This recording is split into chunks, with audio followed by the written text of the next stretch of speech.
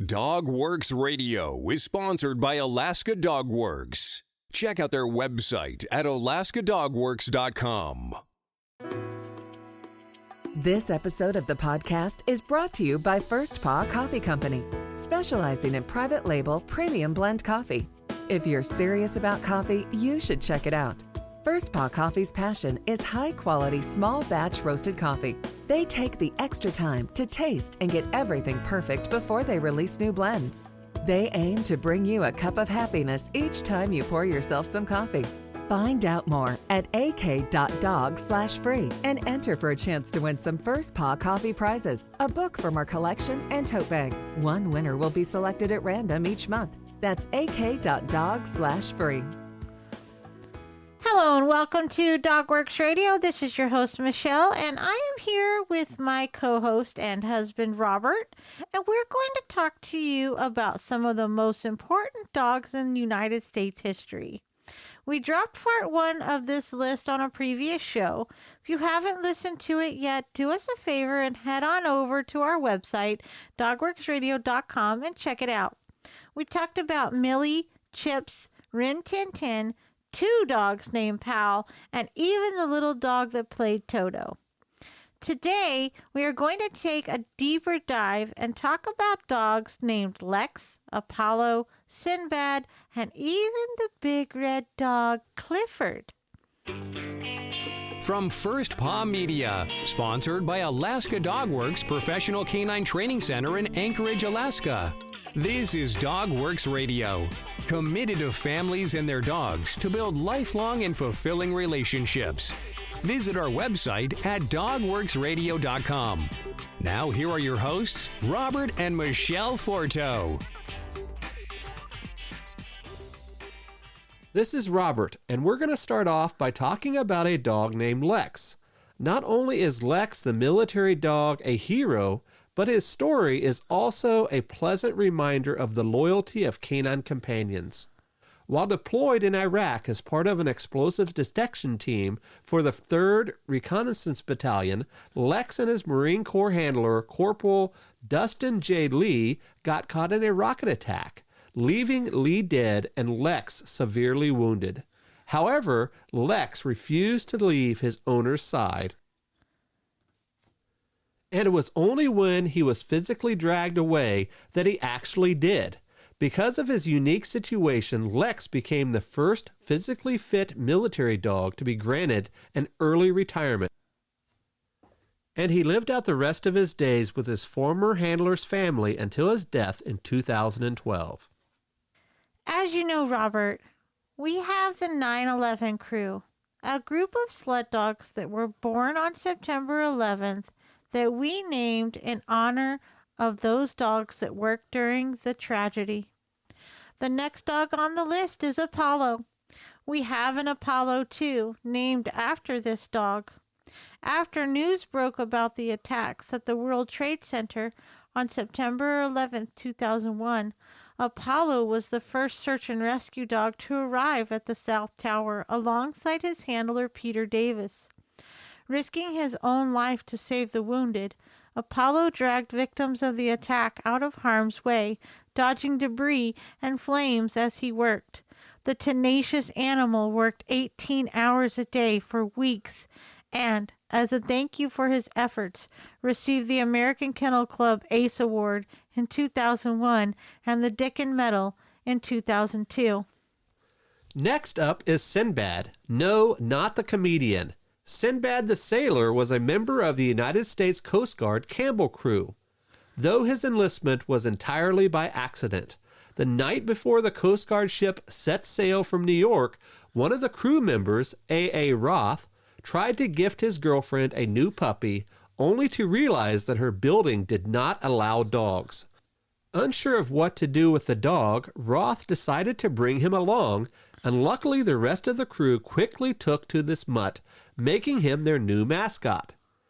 Sinbad earned notoriety during World War II when the cutter was tasked with escorting convoys across the Atlantic.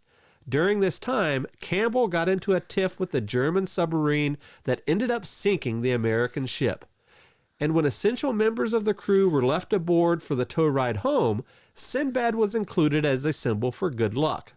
Some of the many medals that Sinbad was awarded included the Medical Defense Service Medical Medal, the American Campaign Medal, and the Asiatic Pacific Campaign Medical Medal. In 1888, the United States Post Office wasn't looking for a mascot. But that's exactly what they got when a stray dog walked into the post office in Albany, New York, and never left. The dog became known as Oni, and as he became more familiar with the postal workers in Albany, he began riding with them in wagons and even in the railway mail cars to New York City. Though Albany was always his home, Oni traveled on lines all around the world, and wherever he went, he was given a metal baggage tag to keep on his signature jacket. Though Labrador Retrievers are the most common guide dogs today, the first seeing eye dog was actually a German Shepherd named Buddy. She was trained as the first seeing eye dog after a young man, Morris Frank, read about an article about World War I veterans with guide dogs and reached out to the author seeking assistance in finding a dog of his own. The author and dog trainer, Dorothy Harrison Eustis, agreed to help, and together they trained Buddy as the first guide dog accessible to the average citizen, inspiring the creation of the Seeing Eye in 1929. So cool, Robert. You know, that's almost 100 years ago now. It is. Whether you know Clifford from one of his nearly 90 books, his television series, or his live-action movie, it's likely that this big red dog has inspired you, or, at the very least, shaped your childhood in some way.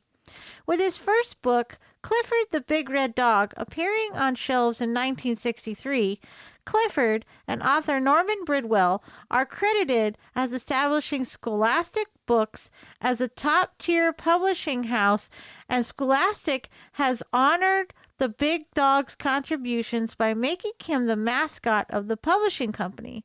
No two ways about it. Big Red is an integral part of American history. But not only that, Robert, you don't know this, but when I was in kindergarten, I had my very first Scholastic book fair, and Clifford the Big Red Dog was my very first purchased book, and all I wanted was a big red dog. A year later, I didn't get a big red dog. I got a big black dog named Tippy, and she was just as cool as Clifford.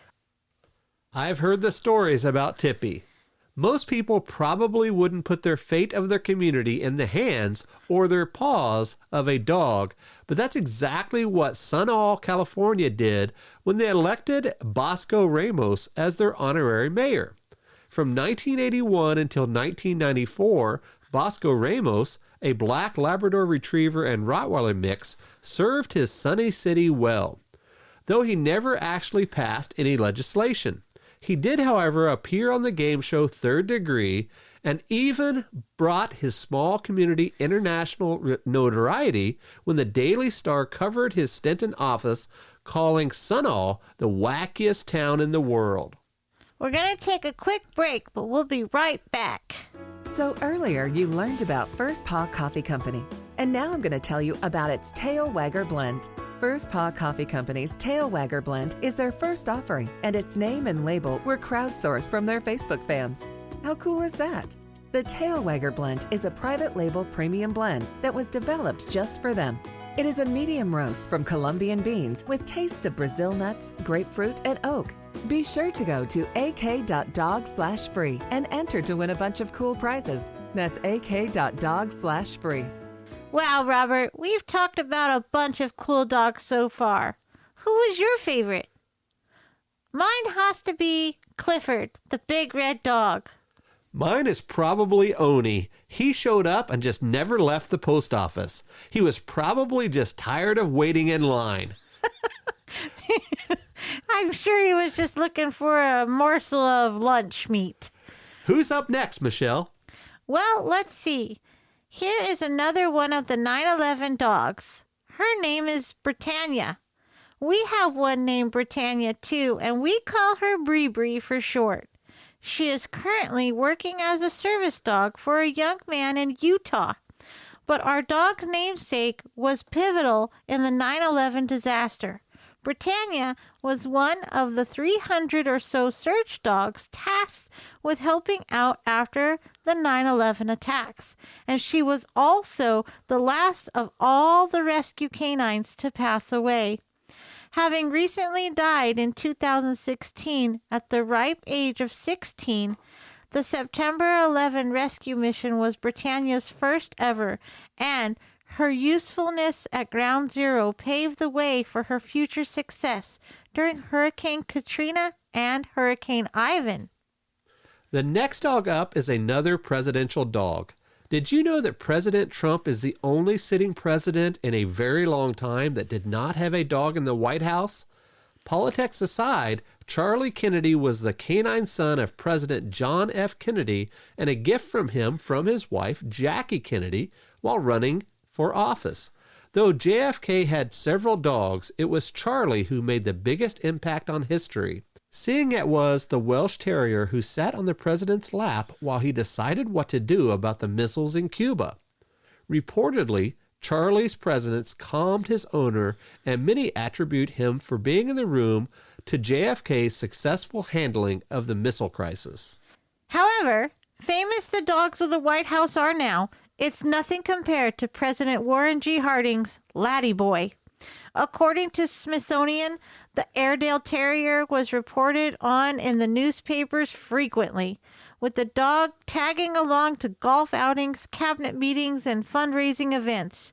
As Tom Crouch, a Smithsonian Institution historian, explained, that dog's got a huge amount of attention in the press. There have been famous dogs since, but never anything like this. You know, Robert, you've mentioned a few times that you like the Airedale Terrier. Is this because of Laddie Boy? I think so. Next up is Gidget, or the Taco Bell Chihuahua, as most people know her, is a famous Chihuahua known for her role as the mascot of the famous Taco Bell restaurant chain. However, Gidget also had other acting gigs on her resume, having starred in Geico commercials and even along Reese Witherspoon in Legally Blonde 2, Red, White, and Blonde. Who would have known that Gidget would have made our list of famous American history dogs? I didn't even know it was a girl. Having lived to be more than 28 years old, Butch the Beagle is the oldest American dog and second oldest dog in the world, as authenticated by the Guinness World Records. The only dog to ever live longer than Butch is Bluey, a nearly 30-year-old Australian cattle dog from, well, Australia. Having gone through the animal equivalent of SEAL training, Belgian Malinois Cairo was sent along SEAL Team 6 in 2011 on one of the most important missions in history, the raid to take down Osama bin Laden. While in the field, the dog helped manage the perimeter of the bin Laden residence, sniffing out bombs and fighting the enemy soldiers when needed. You know, Robert, recently in the headlines, I understand that we took out the leader of ISIS, and that was because of a dog as well. I heard about that. I think that we should update our history show in a few weeks and make sure we get that dog's name and the soldier correct. Let's do it. Any dog worthy of gracing the cover of National Geographic must have made quite the impact on American history, and Zenit is no exception. Given that the German Shepherd spent most of his life sniffing out IEDs in Afghanistan alongside his handler, Jose Armenta, unfortunately, Armenta lost both of his legs after a bomb exploded under him in 2011. But in 2012, the former Marine successfully adopted Zenit, enabling the duo to live together back in society. Maybe you've heard of lost dogs finding their way home, but you've almost definitely never heard of the dog traveling more than 2,800 miles in the winter to return to his family. But somehow, this is exactly what Bobby the Wonder Dog did in 1924, and unsurprisingly, his story became a national sensation. Upon his return, Bobby was rewarded with everything from jeweled collars to multiple medals, and today you can read all about his journey in Ripley's Believe It or Not. Wow, that's extraordinary. 1924, they didn't have those dog tracking collars, did they, Robert? Not yet. Sun Yat-sen was one of the 3 dogs to survive the sinking of the Titanic in 1912. According to historians, there were 12 confirmed canines on board, but only 3 dogs made it back to shore, since their small size allowed them to be snuck into lifeboats disguised as babies. After the incident, Sun Yat-sen's owner, Henry Harper, was quoted saying that there seemed to be lots of room and nobody made any objection to the dog. Wow, you guys, that was a lot of fun. Of course, all dogs are an important part of our lives, but I had no idea until we researched for this episode how many amazing dogs play a part in the fabric of our country. Who was your favorite? Please let us know on our social channels. Just search DogWorks Radio. Check out our website, alaskadogworks.com, and be sure to listen next time. This episode of the podcast is sponsored by First Paw Coffee Company. Learn more at firstpaw.coffee. From First Paw Media, this is DogWorks Radio. We hope you enjoyed this podcast, and we invite you to subscribe in Apple Podcasts, Spotify, Stitcher, or wherever you get your podcasts. You'll find a link on the episode notes. You can tap or swipe on the episode cover art, and you'll see some offers from our sponsors. You can support our show by supporting them. If you like what you have heard, we would love it if you could give us a 5-star rating and tell your friends how to subscribe too. Your hosts are Robert and Michele Forto. Our producer is Robert Forto and created for First Paw Media. Did you know that Alaska Dog Works trains service dogs for those in need throughout North America? Each and every service dog that is trained through the Lead Dog Service Dog Program and Michele Forto and her team has an individual training plan. We train for autistic, mobility, psychiatric, and PTSD for our soldiers for service work. If you know of someone that may need a service dog, please take a moment and check out Alaska Dog Works on social media and at alaskadogworks.com.